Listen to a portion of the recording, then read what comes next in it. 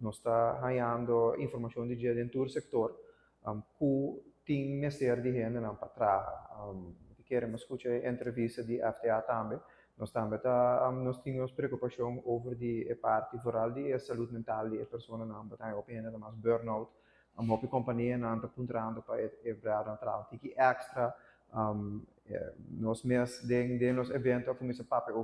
com nós sobre produtividade com mais tecnologia. Nós sacamos isla de serviço, mas nós mesmos vamos com maneira que por essa produtividade com tecnologia para assim a gente também há tique mais para nós não quando trabalho com não quer assim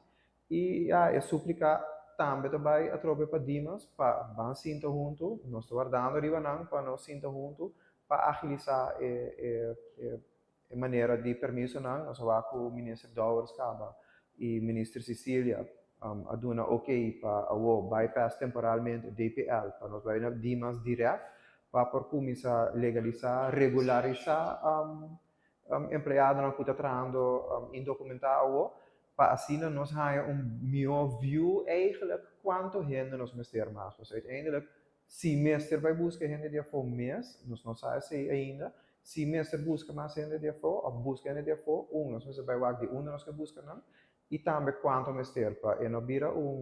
maneira de que a gente também free for all para tudo gente bem que não. Pues agora bota vai ir no mercado com demais gente e agora bota vai ter problema com não vai casa. Dus tem conan importante que o representante de ILO bem Aruba a papel conosco over essa aqui dentro nos evento também ele explica que migração é algo normal é algo humano nós tour a bem de outro caminho não